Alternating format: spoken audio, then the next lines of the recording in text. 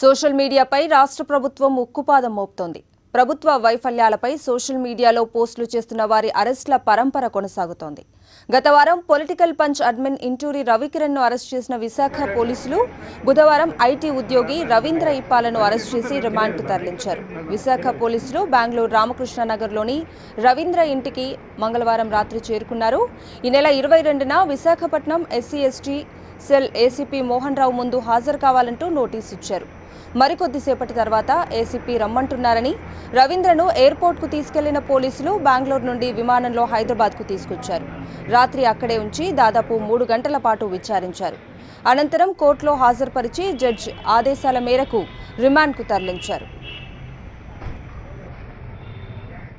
అభ్యంతరకరం లేదు, కానీ ఈ రెండింటిని ఇంటర్లింక్ చేసి ఇది నన్ను ఉద్దేశించి పెట్టామని మేడం గారు నా మీద కేసు ఫైల్ చేశారట. దాని గురించి అని పిలిచారు.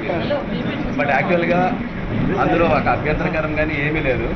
ముఖ్యంగా ఏంటంటే ఇట్లాంటి ఒకటి ఏమవుతుందంటే సార్, అసెంబ్లీ సాక్షిగా అసెంబ్లీలో బోండా ఉమా గారు పాతేస్తా నా కొడుక అంటే అది కూతుగా